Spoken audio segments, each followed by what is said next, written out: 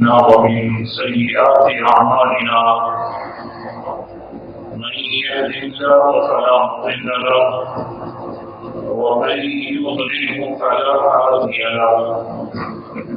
وأشهد أن لا إله إلا الله وحده لا شريك له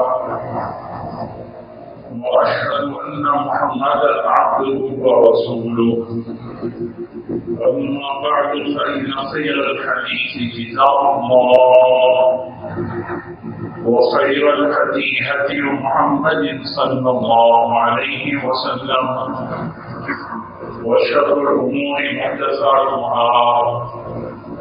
وكل محدثة بدعة وكل بدعة ضلالة وكل ضلالة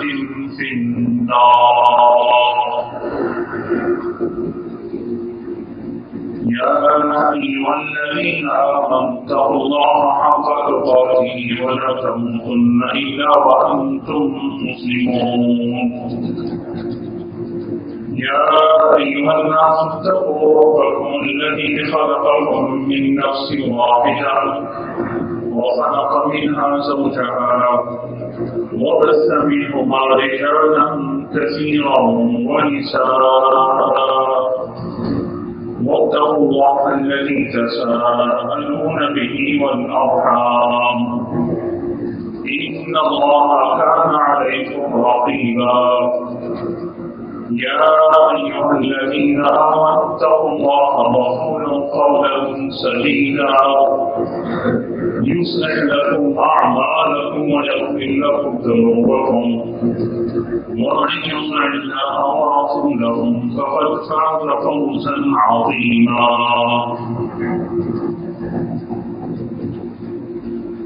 تمام تعریفیں اللہ رب العزت کے لیے ہیں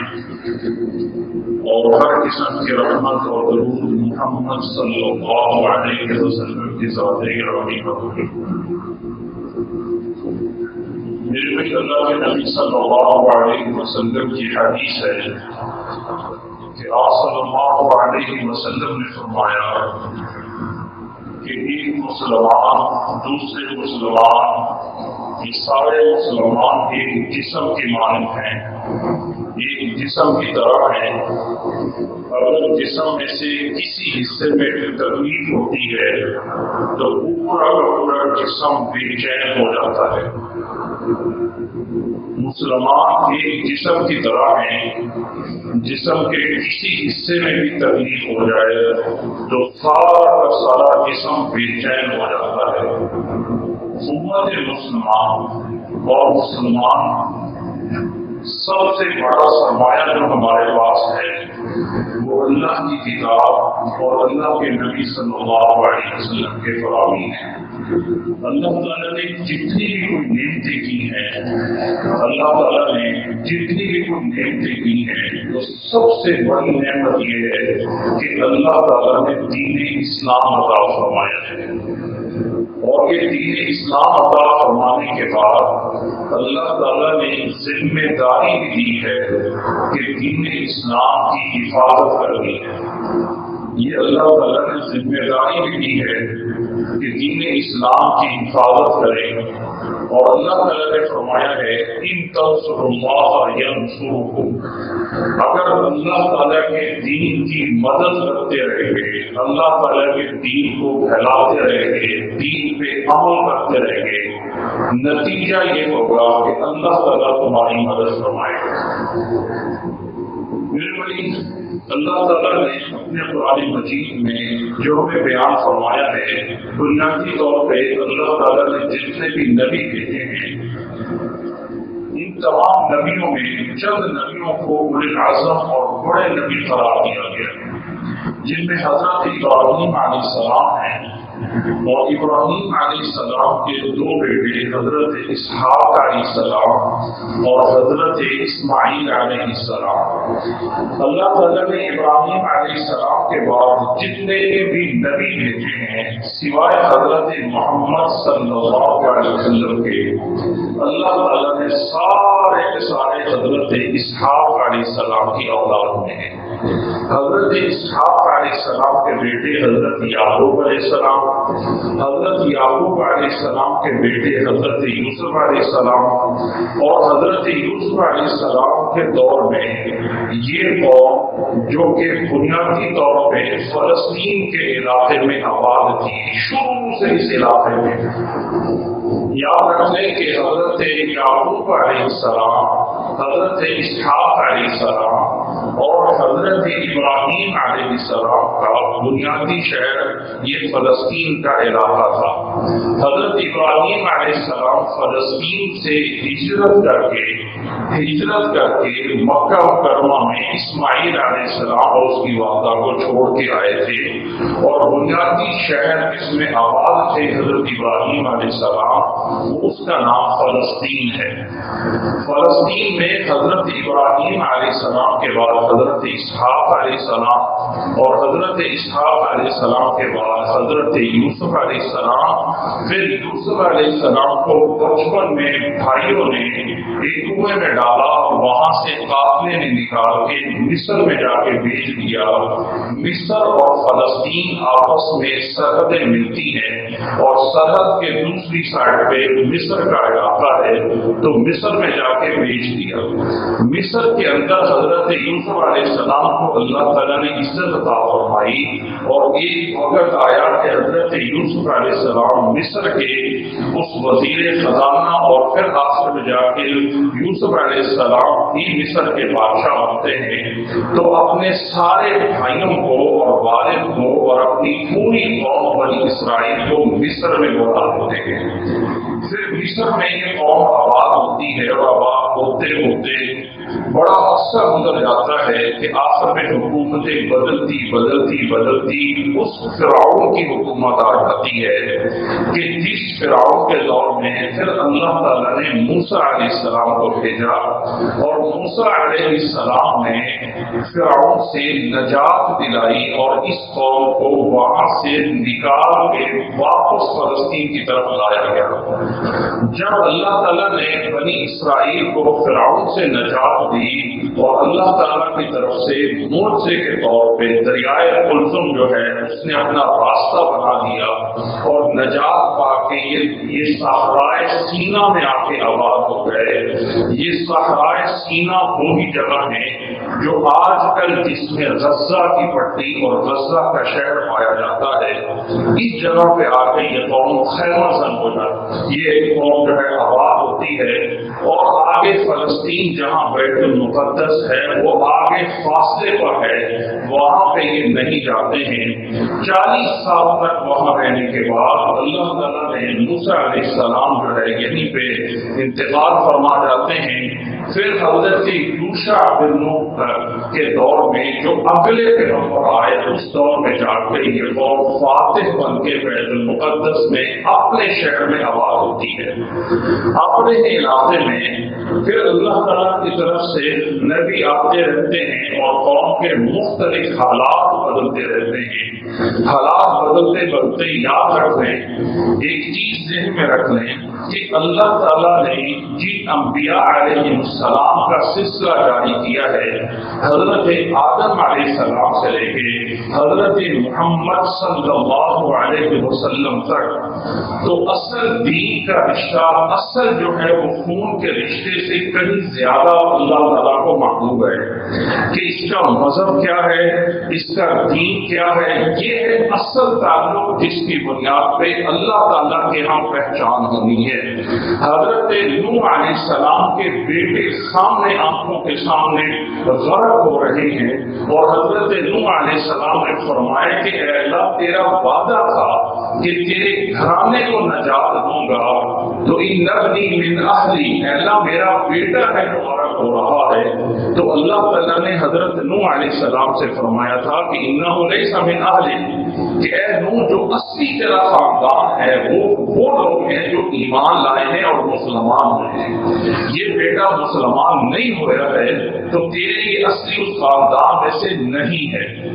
تو اصل رشتہ دین اسلام کا چلتا ہے تو حضرت موسیٰ علیہ السلام کے دور میں اس میں کوئی شک نہیں کہ شناخت بنی اسرائیل کے نام سے ہوئی، اور بنی اسرائیل حضرت یعقوب علیہ السلام کا لقب ہے۔ اسرا کا معنی ہے بندہ، اور ایل اللہ تعالیٰ کے لیے لفظ بولا جاتا ہے عبرانی یا سریانی زبان میں، تو اسرائیل کا معنی ہے اللہ کا بندہ، اللہ کا بندہ۔ لہذا موجودہ دور میں ایک تنبیہ کے طور پر بتا دوں کہ اسرائیل پہ لعنت بھیجنے سے پہلے یہ سوچ لیا کریں کہ اسرائیل کون ہے۔ اسرائیل اللہ کا بندہ حضرت یعقوب علیہ السلام کا نام اور لقب ہے۔ بنی اسرائیل جو موجودہ قوم ہے یہ یہود کی طرف نسبت ہے۔ اگر کوئی برے الفاظ بولنے ہیں تو یہود پر بولے، اسرائیل یا بنی اسرائیل سے بچ کے رہیں، کیونکہ یہ حضرت یعقوب علیہ السلام کا نام تھا۔ تو اللہ تعالیٰ کے ہاں یہ رشتہ اگرچہ قومیت کے نام سے مشہور ہوا لیکن مسلمان وہی تھے۔ میں اور آپ اسی کی نسبت کرتے ہیں کہ جو اللہ تعالیٰ نے دین اسلام بھیجا حضرت موسیٰ علیہ السلام کی طرف اس پر بھی ایمان لاتے ہیں، جو اللہ تعالیٰ نے یعقوب علیہ السلام کو دین عطا فرمایا وہ بھی دین اسلام تھا، جو اللہ تعالیٰ نے موسیٰ علیہ السلام کو دین عطا فرمایا وہ بھی دین اسلام تھا۔ تو دین اسلام کے ماننے والوں نے، دین اسلام کے ماننے والوں نے یہ نہیں ہے کہ یہودیوں نے جا کے بیت المقدس کو فتح کیا، بلکہ دین اسلام مسلمان ماننے والوں نے حضرت موسیٰ علیہ السلام کے پاس جا کے حضرت یوشع بن نون کے دور میں فلسطین پہ دوبارہ قبضہ کر لیا۔ یہ بات ذہن میں رکھنا ضروری ہے کہ وقت کے مسلمان وہی تھے، اور وقت کا اسلام جو اللہ تعالیٰ نے بھیجا ہے وہی ہے، اور وہی دین اسلام چلتا ہوا حضرت موسیٰ علیہ السلام سے لے کے آگے چلتا ہوا آیا۔ اللہ تعالیٰ کے ہاں یہ بنی اسرائیل کی قوم ایک ایسی قوم ہے کہ اللہ تعالیٰ نے اس قوم پہ اتنی نعمتیں کی ہیں، اتنی نعمتیں کی ہیں کہ اللہ تعالیٰ نے قرآن مجید میں فرمایا ہے کہ انی فضلتکم علی العالمین، کہ اے بنی اسرائیل کے لوگوں تمام جہانوں پر اس وقت میں اس قوم کو فضیلت دی گئی تھی۔ اللہ تعالیٰ کی طرف سے نعمت اتنی ہے کہ 40 سال اس صحرائے سینا میں بغیر گھروں کے، بغیر کسی کام کھانے پینے کے، بغیر سزا کے طور پہ یہ 40 سال یہاں رہتے ہیں، اور اللہ تعالیٰ کی طرف سے آسمان سے کھانا اترتا ہے من اور سلوا کے نام سے۔ من اور سلوا جانور گرتا ہے اور خود ہی ذبح ہو کے بھونا ہوا گر رہا ہے، اور درختوں کے اوپر لگا ہوا ایک من جو ہے وہ ایک میٹھا ہے جو صبح درختوں کے اوپر سے جا کے اٹھا کے کھا لیتے ہیں۔ کوئی کاروبار نہیں ہے، کوئی کام نہیں ہے، 40 سال تک سزا کے دنوں میں من اور سلوا اترتا ہے، اور جو بچہ پیدا ہوتا ہے اس کو جو کپڑے پہنائے جاتے ہیں، بچہ بڑا ہو رہا ہے تو کپڑے بھی بڑے ہو رہے ہیں، نہ ضرورت کپڑوں کی نہ ضرورت کہیں رہنے کی، کیونکہ ٹھہرتے ہیں تو آسمان سے بادل آ کے سایہ کر رہا ہے۔ یہ اللہ تعالیٰ کا انعام اس قوم پہ اس دور میں ہے کہ جس دور میں 40 سال کے لیے اس صحرائے سینا میں یا اس صحرا کے اندر بطور سزا کے رہے۔ پھر یہ قوم فتح کر کے بیت المقدس میں داخل ہو جاتی ہے، اور آہستہ آہستہ اس قوم کے اندر سرکشی بڑھتی رہتی ہے۔ پھر اللہ تعالیٰ انبیاء بھیجتا رہتا ہے، لمبی تاریخ ہے۔ پھر ایک وقت آتا ہے کہ اس کے اوپر جو ہے وہ طالوت کی حکمرانی آ جاتی ہے، اور طالوت کی حکمرانی کے نتیجے میں وقتل داؤد جالوت کی حکمرانی آ جاتی ہے کہ جالوت ایک ظالم بادشاہ ہے۔ پھر مسلمانوں کے اندر، یہودیوں یا بنی اسرائیل نہیں بلکہ دوسرے لفظوں میں مسلمانوں کے اندر، اس وقت کے مسلمانوں کے اندر ایک تحریک جہاد اٹھتی ہے جس میں یہ بنی اسرائیل مسلمان لوگ جو ہیں یہ اپنے نبی سے کہتے ہیں کہ اللہ تعالیٰ سے دعا کرو کہ اللہ تعالیٰ ہمیں جو ہے اس ظالم حکمران سے مقابلہ کرنے کی توفیق دے۔ پھر ان کے اندر جو ہے وہ طالوت کو حکمران بنایا جاتا ہے اور داؤد علیہ السلام اس فوج میں فوجی ہوتے ہیں۔ تو اس جنگ کے اندر جس کا اللہ تعالیٰ نے ذکر سورۃ بقرہ میں فرمایا ہے، حضرت داؤد علیہ السلام کے ہاتھوں وہ جالوت حکمران مارا جاتا ہے، قتل ہو جاتا ہے، جو بہت بڑا ظالم اور بہت بڑا سمجھا جاتا ہے۔ اس دور کے اندر ان کی کتابوں کے مطابق کوئی گلیل سی تھی جس سے کوئی پتھر مارتے ہیں، انہوں نے اپنی کتابوں میں بنایا ہوا ہے کہ وہ پورا کا پورا لوہے کی زرہ پہنا ہوا تھا اور داؤد علیہ السلام نے سیدھا پتھر مارا جو کہ اس کی آنکھ میں جا کے لگتا ہے اور زمین پہ گر کر اسی کی تلوار نکال کے اسی کا گردن کاٹ دی ہے۔ آج بھی ان کے بڑی کوئی میوزیم یا بڑے جگہ پہ جا کے دیکھیں تو وہاں پہ ایک ببر شیر کی طرح بڑا سا ہوتا ہے اور ایک بچے کے ہاتھ میں اس کا سر پکڑا ہوتا ہے اور ایک ہاتھ میں گلیل سی بنائی ہوتی ہے۔ یہ اسی واقعے کی طرف اشارہ کرتے ہیں کہ ہم نے فتح یاب ہو کے اس شہر کو فتح کیا، حالانکہ وقت کے وہ مسلمان تھے، اس کے بعد حضرت داؤد علیہ السلام کے بعد حضرت سلیمان آتے ہیں، حضرت داؤد علیہ السلام کے بیٹے، اور اللہ تعالیٰ نے حضرت داؤد علیہ السلام کے بیٹے حضرت سلیمان علیہ السلام کو ایسی بادشاہت عطا فرمائی کہ قیامت تک آنے والے کسی انسان کو یہ بادشاہت نہیں ملے گی۔ حضرت سلیمان علیہ السلام انسانوں کے علاوہ جنوں پر بھی حکمرانی کرتے تھے، انسانوں اور جنوں کے علاوہ جانوروں کو بھی زبان سمجھتے تھے۔ قرآن مجید کے واقعات میں وہ واقعہ موجود ہے، اشارہ کر دیتا ہوں کہ حضرت سلیمان علیہ السلام لشکر کے ساتھ جا رہے ہیں تو ایک چونٹی کی آواز، ایک چیڑی اور چونٹی کی آواز پہ جو ہے اللہ کا شکر ادا کرتے ہیں اور اس آواز کو سمجھتے ہیں۔ الغرض حضرت سلیمان علیہ السلام کے اس آخری دور میں حضرت سلیمان علیہ السلام یہ بیت المقدس مسجد تعمیر کرتے ہیں جس کو وہ اپنے طرف ہیکل سلیمانی کا نام دیتے ہیں۔ حضرت سلیمان علیہ السلام کی یہ تعمیر، یہ وہ تعمیر ابتدائی یا پہلی نہیں ہے، بلکہ اس سے پہلے بھی حضرت نوح علیہ السلام یا اس سے بھی پہلے دور میں یہاں پہ مسلمانوں کا یہ مسجد تعمیر کی گئی تھی۔ اللہ کے نبی صلی اللہ علیہ وسلم سے پوچھا گیا تھا کہ مسجد حرام اور مسجد اقصی کے درمیان میں کتنا ٹائم ہے کہ پہلے یہ مسجد بنی اور بعد میں یہ بنی؟ تو اللہ کے نبی صلی اللہ علیہ وسلم نے فرمایا تھا 40 سال۔ تو 40 سال سے مراد مسجد حرام کعبہ مکرمہ کی تعمیر جو حضرت ابراہیم علیہ السلام نے فرمائی وہ مراد نہیں ہے، اور حضرت سلیمان علیہ السلام نے جو مسجد اقصی کی تعمیر فرمائی وہ مراد نہیں ہے، یہ پہلے کی ہے، کیونکہ حضرت ابراہیم علیہ السلام نے جب اللہ کے کعبے کی تعمیر کی تو بنیادیں پہلے سے کھڑی تھی ان کو اور اٹھایا۔ اسی طرح حضرت سلیمان علیہ السلام سے پہلے سے یہ گھر اللہ تعالیٰ کا بنا ہوا تھا اور یہاں سے حضرت سلیمان علیہ السلام نے اس گھر کی تعمیر فرمائی، جنات لگے رہے۔ حضرت سلیمان علیہ السلام اپنی لاٹھی کے سہارے کھڑے ہو کے نگرانی کرتے رہے اور اللہ تعالیٰ نے حضرت سلیمان علیہ السلام کی روح وہیں پہ قبض فرما لی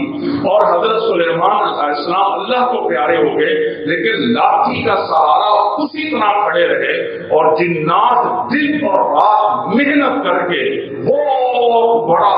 بہت بڑی یہ مسجد تعمیر کرائی جس کو وہ ہیکل سلیمانی کے نام سے کہتے ہیں۔ یہ تعمیر ہوئی، آخر حضرت سلیمان علیہ السلام کی لاٹھی کو دیمک لگ گئی، دیمک کیڑا لگا اور وہ لاٹھی جو ہے وہ گر کے پوری گر گئی۔ جب حضرت سلیمان علیہ السلام زمین پہ آ کے جو ہے وہ لگے تو پتہ چلا کہ حضرت سلیمان علیہ السلام کو کب سے اللہ کے پاس جا چکے ہیں۔ ہیبت اتنی تھی کہ کسی انسان کی جرت نہیں تھی کہ پاس آ کے بول سکے یا پوچھ سکے کہ آپ کیوں اور کیسے کھڑے ہیں. اتنے بڑے بادشاہ تھے. الغرض جب گھر تعمیر ہو گیا اللہ تعالیٰ کا، حضرت سلیمان علیہ السلام اللہ کو پیارے ہو گئے. بعد میں پھر حضرت سلیمان علیہ السلام کے بعد مسلمانوں میں لفظ بول رہا ہوں، وقت کے مسلمانوں میں اختلاف ہوتے رہے اور اللہ تعالیٰ مختلف انبیاء کو بھیجتا رہا. ہر دور میں کوئی نہ کوئی نبی مسلمان قوم جس کا اس وقت نام بنی اسرائیل تھا، اس مسلمان قوم میں اللہ تعالیٰ کی طرف سے نبی آتے رہے، یہاں تک کہ آخری نبی اس قوم کے اندر حضرت عیسیٰ علیہ السلام کے نام سے آئے. اور حضرت عیسیٰ علیہ السلام بھی مسلمانوں کی طرف بھیجے گئے. وقت کے مسلمان وہی تھے اور وقت کا مسلمان ہونا انہی کو کہا جاتا تھا. حضرت عیسیٰ علیہ السلام کو اللہ تعالیٰ نے تھوڑا ٹائم دیا اور پھر یہی قوم جو مسلمان وقت کے تھے اپنے نبی پہ پورے ایمان نہ لے آئے، بلکہ اپنے نبی کے خلاف روم کے حکمران سے مدد لے کے حضرت سلیمان علیہ السلام کو شہید کرنے کی کوشش کی گئی. اس شہادت کے نتیجے میں اللہ تعالیٰ نے حضرت سلیمان حضرت عیسیٰ علیہ السلام کو شہید ہونے سے بچا لیا اور زندہ جسم کے ساتھ اللہ تعالیٰ نے حضرت عیسیٰ علیہ السلام کو آسمان پہ اٹھا لیا.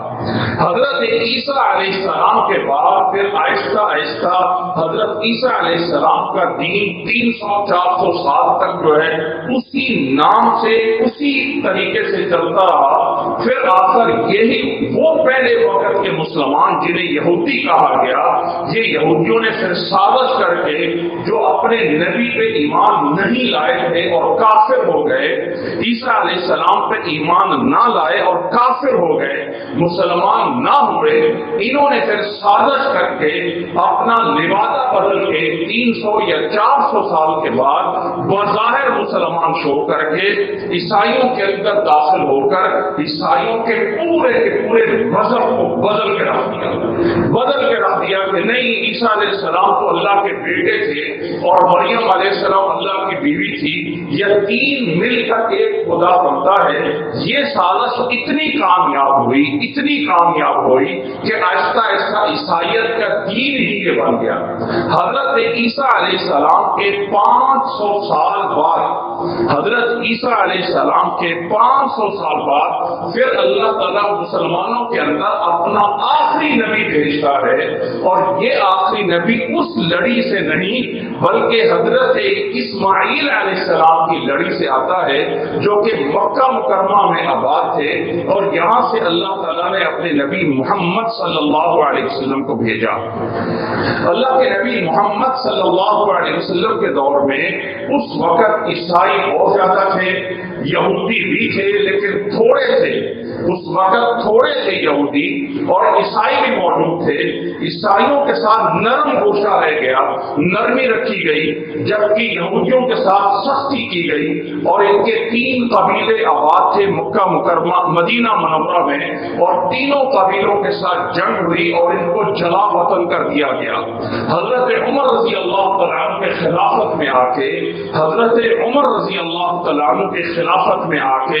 یہ جو جگہ جس کا نام بیت المقدس ہے، یہ اس وقت عیسائیوں کے پاس چلتی ہوئی آئی تھی، یہودیوں کے پاس نہیں تھی. یہ یاد رکھ لیں کہ یہودیوں پر مسلمانوں کا ایک بہت بڑا احسان ہے کہ وہ معاہدہ عمری، آج بھی جو معاہدہ موجود ہے اس معاہدے کے اندر مسلمانوں نے نرمی کی اور بیت المقدس میں یہودیوں کے داخلے کی اجازت دے دی. کیونکہ حضرت عمر رضی اللہ تعالیٰ عنہ کے دور سے پہلے عیسائیوں کی حکمرانی کے دوران یہودی جو کہ مسلمان عیسیٰ علیہ السلام پہ اسلام نہیں لائے تھے، ان کا داخلہ منع تھا، پابندی تھی، داخل نہیں ہو سکتے تھے. اور پھر حضرت عمر رضی اللہ تعالیٰ عنہ کے دور میں ان کو داخلے کی اجازت دی گئی کہ داخل ہو کے آ سکتے ہیں. یاد رکھ لیں کہ مسلمان وہ ہیں جو اللہ تعالیٰ کے بھیجے ہوئے نبی پہ ایمان لانے والے ہیں، چاہے وہ حضرت موسیٰ علیہ السلام ہیں، چاہے وہ حضرت عیسیٰ علیہ السلام ہیں۔ اور جب اللہ تعالیٰ اگلا نبی بھیج دیتا ہے تو اس پہ ایمان لانا لازم ہے۔ موسیٰ علیہ السلام کے بعد عیسیٰ علیہ السلام پہ ایمان لانے والے مسلمان تھے، اور عیسیٰ علیہ السلام کے بعد حضرت محمد صلی اللہ علیہ وسلم پہ لانے والے مسلمان ہیں۔ یہ سلسلہ دین، یہ رشتہ دین اور اسلام کا اصل مسلمانوں کا رشتہ ہے، چاہے خاندانی اعتبار سے اس کا تعلق سید خاندان سے ہو، اس کا خاندان بنو ہاشم اور قریش کا ہو، لیکن مسلمان نہ ہو تو بدترین ہے۔ اللہ کے نبی صلی اللہ علیہ وسلم نے فرمایا تھا کہ اس امت کا اگر کوئی بڑا فرعون ہے تو وہ ابو جہل ہے۔ ابو جہل کا تعلق قریش کے تھا، لیکن نبی صلی اللہ علیہ وسلم پہ ایمان نہ لے کے آیا۔ ابو لہب کا تعلق بنو ہاشم سے تھا، لیکن مسلمان نہ ہوا تو قیامت تک مذمت جاری رہے گی۔ تبت یدا ابی لہب وتب۔ اب سمجھ لینا چاہیے کہ جو حضرت عیسیٰ علیہ السلام، جو حضرت موسیٰ علیہ السلام، جو محمد صلی اللہ علیہ وسلم پہ ایمان لائے، یہ اصل خونی رشتے سے بڑھ کر یہ دین کا رشتہ ہے جو ان کو ایک سلسلے میں جوڑتا ہے۔ خاندانی اعتبار سے، خاندانی طور پہ یہ یہودی بنے، اور یہودی بن کے ہر دور میں سازشیں ہوتی رہی۔ ایک لمبی تاریخ ہے کہ اس تاریخ کو ابھی بیان کرنے کا وقت نہیں ہے۔ الغرض جب خلافت عثمانیہ آتی ہے تو خلافت عثمانیہ کے 500 سال کے دور میں، خلافت عثمانیہ کے 500 یا 450 سال کے دور میں یہ فلسطین جو ہے یہ مسلمانوں کے قبضے میں رہا، اور مسلمانوں کے ساتھ ساتھ عیسائیوں کے قبضے میں رہا۔ عیسائیوں کے قبضے میں رہا۔ مسلمانوں میں حضرت عمر رضی اللہ تعالیٰ عنہ کے بعد پھر صلاح الدین ایوبی نے اس شہر کو فتح کیا، اور پھر صلاح الدین ایوبی کے بعد دوبارہ سے پھر جو ہے انہوں نے اس پہ قبضہ کر لیا، جبکہ یہ حق شروع سے مسلمانوں کا ہے۔ دین وہ ہے دین اسلام جو کہ دین کے رشتے سے چلتا ہے، اور مسلمانوں کا اس پہ حق رہا ہے۔ پھر اس کے بعد صلاح الدین کے بعد جب یہ خلافت عثمانیہ تھی تو عیسائیوں کے دور میں یہ رہا، مسلمانوں کے قبضے میں آیا خلافت عثمانیہ کے دور میں۔ خلاصتاً یہ ہے کہ 1948 میں آج سے تقریباً کچھ 70 سال پہلے کی طرف چلے جائے، پاکستان 1947 میں بنا ہے۔ 1948 کے وقت آگے فلسطین کے اندر جو جنگ ہوئی یہودیوں کی اور عرب کی، اس کے نتیجے میں یہاں آ کے یہودیوں کا قبضہ ہوا۔ یہودیوں کے قبضے کے نتیجے میں یہودیوں نے ظلم ڈھائے اور قبضہ کر کے اس میں 3 یا 4 جنگیں ہوئی 62 کے دور میں یا 68 کے دور میں، ساری کی ساری اس میں جنگیں ہونے کے بعد نتیجہ 1948 میں جب انہوں نے قبضہ کیا یہودیوں نے یہاں فلسطین میں، تو جتنے بھی کافر ملک ہیں جن میں سر فہرست امریکہ اور برطانیہ ہے، فوری بغیر کسی شرط کے اسرائیل کی حکومت کو تسلیم کر لیا، اور حکومت کو تسلیم کرنے کے بعد اسرائیل کو آفیشل طور پہ امریکہ اور برطانیہ کی طرف سے ساری کی ساری مدد ملنا شروع ہو گئی۔ عرب آپس میں بکھرے ہوئے تھے، آپس میں ایک دوسرے سے الگ ہیں، یا اندرونی طور پہ ان کے اوپر کہیں نہ کہیں یہودی یا عیسائی اپنی حکمرانی کرتے رہتے ہیں۔ الغرض یہ اس کے بعد کشمکش چلتی رہی، اور ہر سال 2 سال بعد یہودی ظلم کرتے ہیں اور اپنی آبادی بڑھاتے گئے۔ 1970 کے بعد اندر سے تحریک یاسر عرفات کے ہاں اٹھتی ہے، اور اس کا نام تحریک الفتح کے نام سے رکھا جاتا ہے۔ تحریک الفتح اپنی کارروائیاں اسرائیل کے خلاف کرتی ہے، بظاہر اس کا یہ ہے کہ تحریک جو ہے یہ فتح یہ جو ہے اسرائیل کے خلاف کام کر رہی ہے، اور فلسطینیوں کو اپنا ملک واپس دلانے کے لیے کام کر رہی ہے، اور اس تحریک کی مدد کرتے ہیں سارے کے سارے اسلامی عرب ممالک سوائے ایران کے یہ تحریک الفتح کی مدد کرتے رہتے ہیں۔ 90 کی دہائی یا 80 کی دہائی کے آخر میں اور 90 یا 91 سے آ کے یہ تحریک تسلیم کر لیتی ہے کہ یہ علاقہ دو قوموں کا ہے، جس میں ایک اسرائیل ہے اور ایک فلسطین ہے، تو ایک تیسری تحریک جنم لیتی ہے جس کا نام حماس رکھا گیا۔ اس حماس کی ساری سرپرستی ایران کرتا ہے، اور جب ایران کے کنٹرول میں یہ حماس آ جاتی ہے تو جو جا کے مدد سعودیہ کی طرف سے، قطر کی طرف سے ساری مدد ہوتی ہے وہ الفتح کے ساتھ ہوتی ہے، اور گویا کہ جنگ چھڑ جاتی ہے ایران اور سعودیہ کی، جو کہ فلسطین میں لڑی جا رہی ہوتی ہے۔ یہ واضح الفاظ میں ساری باتیں بتا رہا ہوں، اور یہ علاقے کی جنگ اپنے مقاصد میں لڑے جا رہے ہیں، اور فلسطین کا مقصد پیچھے رہ جاتا ہے، اور یہودی ان دونوں تنظیموں کو مختلف اوقات میں مختلف مقاصد کے لیے جمع کرتے ہیں۔ 2007 میں آ کے یہ مان لیا جاتا ہے کہ چلے آپس میں اتفاق کر کے جو ہے فلسطین کے اندر حکومت بنائی جاتی ہے، اور حکومت بنا کے الیکشن کرا کے جو ہے وزیر اعظم کرتے ہیں۔ اتفاق یہ ہے کہ حماس کا جو ہے وزیر اعظم جیت جاتا ہے اور بنا لیا جاتا ہے۔ جیسے حماس کی طرف سے اس کا وزیر اعظم بنایا گیا اسماعیل الہانی کو، تو اس وقت کیا ہوا کہ ساری جو مسلمانوں کی طرف سے امداد ہونی تھی الفتح کے ساتھ وہ ہوتی ہے، اور اس فلسطین کی امدادیں کافی کمزور ہو جاتی ہیں، اور الفتح اور حماس کا آپس میں اختلاف ہوتا ہے، اس میں کئی قتل و غارت ہوتے ہیں۔ نتیجتاً حماس کے اس وزیر اعظم کو جو ہے وہ تھوڑی دیر بعد ختم کر دیا جاتا ہے۔ تو حماس کی تحریک ساری کے ساری سننے کے بعد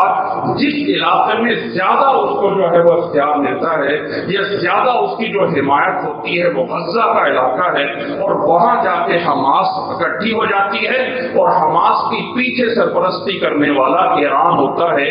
جو کہ سال کا 12 کروڑ ڈالر یعنی ماہانہ ایک کروڑ ڈالر جو کہ پاکستانی 300 کروڑ روپے بنتا ہے، تقریباً ہر مہینے کی مدد ایران سے حماس کے لیے جاتی ہے، اور غزہ کے اندر یہ آباد رہتے ہیں۔ اگر میرے بھائی اس خطے کی پرانی ہسٹری یا پرانی تاریخ دیکھ لیں تو اس کے اندر ایسی ایک جنگ موجود ہے دو فرقوں کے درمیان، سنی اور شیعہ۔ یہ ایسی جنگ موجود ہے کہ ایک دوسرے کو ٹارگٹ کر کے مارا گیا۔ لبنان کے اندر حزب اللہ کی تحریک ساری کے ساری جو ہے وہ ایران اور شیعہ کے تحت جو ہے وہ چلتی ہے، اور ایک سنی مسلمان اور علماء کو ٹارگٹ کر کے جو ہے وہ مارا جاتا ہے۔ قاسم سلیمانی جس کو عراق میں جو ہے وہ قتل کیا گیا یا شہید کیا گیا، سب سے بڑا سمجھا جاتا ہے جس نے سنی علماء کو ٹارگٹ کر کے ایک کو الگ الگ جو ہے وہ گھروں میں مارا تھا۔ الغرض یہ تحریکیں چلتی رہتی ہیں، اور میرے بھائی کچھ تاریخی حقائق ہیں جس کا ہر مسلمان کے لیے جاننا ضروری ہے اور سمجھنا ضروری ہے۔ یہ جنگ جو کہ شروع میں الفتح اور حماس کے درمیان مقامی لڑائی تھی، بڑی لڑائی ہونے کے بعد الفتح جو ہے وہ فلسطین بیت المقدس یروشلم شہر میں آباد ہوتا ہے، اور حماس جا کے اپنا ٹھکانہ غزہ میں بنا لیتے ہیں۔ یہ جو الفتح تحریک ہے یہ اسرائیل کے ساتھ مصالحت کر کے جی ہم دونوں جو ہے وہ ایک وطن کے رہنے والے ہیں، اور اکٹھے مل کے اس نظریے کے اوپر چلتے چلتے آہستہ آہستہ اس کا نام اتنا نہیں بڑھتا ہے جتنا کہ حماس کا ابھرنا شروع ہو گیا، اور غزہ کی یہ پٹی، غزہ کا علاقہ اتنا ہے کہ جس کی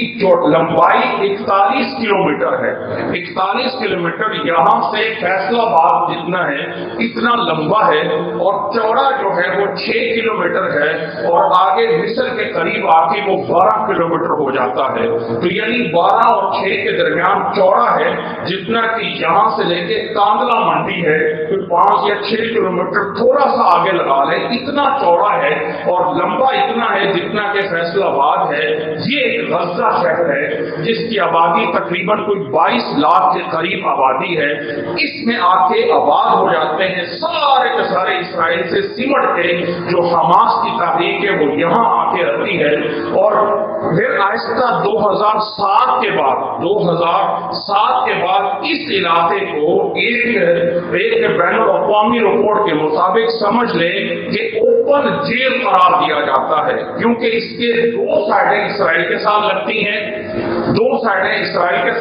ہیں. ایک سائڈ کی طرف سمندر ہے اور ایک سائڈ جو ہے وہ مصر کی طرف ہے. اسرائیل کی دونوں سائڈوں پہ بڑی بڑی باڑ لگا دی جاتی ہے، بڑی بڑی باڑ جو ہے وہ لگائی جاتی ہے، اور اس باڑ کے پورا کا پورا بارڈر ہے، اور جو سمندر کا ایریا ہے اس سائڈ سے کوئی بندہ نہیں آ سکتا ہے، کیونکہ سمندر کے اندر بھی پوری کی پوری جو اسرائیل ہے اس کی فوج موجود ہے. مصر جو ہے وہ اپنی اس لڑائی کے بعد 68 کی لڑائی کے بعد اپنا بارڈر پوری طرح جو ہے وہ غزہ کی طرف بند کر دیتا ہے. یہ ایک محبوس علاقہ، جیل کا علاقہ سمجھا جاتا ہے، جس میں کوئی چیز بغیر اسرائیل کی حکومت کی اجازت کے بغیر داخل نہیں ہو سکتی. حتیٰ کہ وہ چیزیں جو بنیادی ضرورت ہے وہ نہیں داخل، سیمنٹ نہیں آ سکتا، سریا نہیں آ سکتا، شیشہ نہیں آ سکتا، ٹماٹر نہیں آ سکتا، ادرک نہیں آ سکتی. الغرض وہ چیزیں یہ صرف اور صرف گورنمنٹ کی پرمیشن ہوگی. اتنا سریا آئے گا، اتنا سیمنٹ آئے گا. وہ اس لیے منع کیا گیا کہ کہیں حماس کے لوگ اپنے ٹھکانوں کو مضبوط نہ بنا لیں. اتنی پابندی، گنے چنے 3-4 ہسپتال ہوتے ہیں اور گنے چنے جو ہے وہ باقی چیزیں ہیں، لیکن یہ پورا کا پورا محصور اور بند علاقہ ہے. کوئی بندہ یہاں سے باہر نہیں جا سکتا ہے اسرائیل کی طرف، یا اسرائیل کی طرف جو اس کے راستے داخل ہوتے ہیں سخت پہرے میں ہوتے ہیں. آخر کیا وجہ ہے کہ 7 اکتوبر کے دن صبح کے 7 بجے، 7 اکتوبر جو کہ آج جو ہے وہ میرے بھائی 13 تاریخ ہے، تو 7 تاریخ صبح 7 بجے جو ہے، جبکہ یہ علاقہ جو غزہ کے باہر کا علاقہ ہے، یہاں پہ سارے کے سارے وہ پرانی یاد ابھی اسرائیل میں چلتی ہوئی آ رہی ہے کہ یہاں ہماری قوم ایسے یہاں پہ رہی تھی اس میدان تیہ میں یا اس صحرائے سینا کے اندر. تو ان دنوں میں آ کے، اسی دنوں میں آ کے وہ اس میدان میں آ کے خیمہ زن ہوتے ہیں، اور خیمہ زن ہو کے اپنے جو ہے وہ میلے لگاتے ہیں، اور میلے لگے ہوتے ہیں. اور یہی 7 یا 8 تاریخ کو یہ سارے میلے ختم ہونے ہیں کہ غزہ کی طرف سے صبح 7 بجے کے ٹائم جو ہے ایک جو ہے وہ اس کو جو ہے وہ بڑی سی مشینری سے کے ذریعے جو ہے وہ باڑ کو توڑا جاتا ہے، اور اچانک اتنا زیادہ بڑا حملہ کیا جاتا ہے کہ اسرائیل کے لوگ جو میلہ منا رہے ہیں ان کے اوپر سیدھی فائرنگ کی گئی. جو 400 سے زیادہ اسرائیلی مارے جاتے ہیں، اور کتنے نہ جنہیں کو قید کر کے پکڑ کے جو ہے ان کو غزہ کے اندر گھسیٹ کے لے کے چلے جاتے ہیں. اسی طرح یہ تقریباً 3-4 جگہوں پہ اس طرح یہ حملہ ہوتا ہے. اسی طرح سمندر کے راستے سے نکل کے اب دوسری سائڈ پہ جا کے 2 یا 3 علاقوں پہ وہاں پر بھی حملہ کیا جاتا ہے. اور جتنے بھی آج تک حملے ہوئے ہیں، جتنے بھی آج تک لڑائی ہوئی ہے، سب سے بڑی لڑائی یہ سمجھی جاتی ہے جس کے نتیجے میں جو کہ دعویٰ ہے غزہ کے حماس کے لوگوں کا کہ تقریباً 1000 کے قریب یا 800 کے قریب ہم نے قیدی اور اسرائیلیوں کے اپنے ہم پکڑ کے رکھے ہیں، جبکہ اسرائیل کا دعویٰ یہ ہے کہ یہ ٹوٹل 132 یا 135 کے قریب لوگ ہیں، اس سے زیادہ نہیں ہیں. ان کو پکڑ کے لا کے یرغمال بنایا جاتا ہے، یرغمال. اور یہ دعویٰ کیا جاتا ہے کہ یہ جنگ اس کا نتیجہ ہے کہ جو اسرائیل مسلمانوں پہ ظلم کر رہا ہے. لیکن بہت ساری چیزیں سوچنے والی ہیں میرے بھائی، بہت ساری چیزیں سوچنے والی ہیں. اس کے اندر یاد رکھ لیں کہ غزہ کی طرف سے اسرائیل کے اوپر جب اتنی پابندی ہے کہ آپ جو ہے ٹماٹر اور ادرک لانے کے لیے مجبور ہیں ان کی پرمیشن کے، کوئی فیکٹری نہیں لگا سکتے ہیں، کوئی کارخانہ نہیں لگا سکتے ہیں. یہ 41 کلومیٹر کے اس ایریے کے اندر جس کی چوڑائی صرف 6 سے 12 کلومیٹر ہے، یہ چھوٹا سا شہر جو 22 لاکھ کی آبادی ہے، اس کے اندر آپ کوئی فیکٹری نہیں لگا سکتے ہیں. 5000 میزائل فائر کیے جاتے ہیں، اور اسرائیل کے بقول 2500 سے 2000 میزائل فائر کیے جاتے ہیں. اور ان میزائلوں کو جب پکڑا گیا تو یہ اس ساخت کے میزائل ہیں جو کہ امریکہ نے یوکرائن کی جنگ میں یوکرائن والوں کو امریکی میزائل دیے ہیں۔ یہ امریکی میزائل کس راستے سے پہنچ کر غزہ میں آتے ہیں اور کہاں سے مجاہدین اس کو لے کے فائر کرتے ہیں، یہ ایک بڑا سوالیہ نشان ہے کہ یہ سارے کا سارا اسلحہ کس طرح پہنچا۔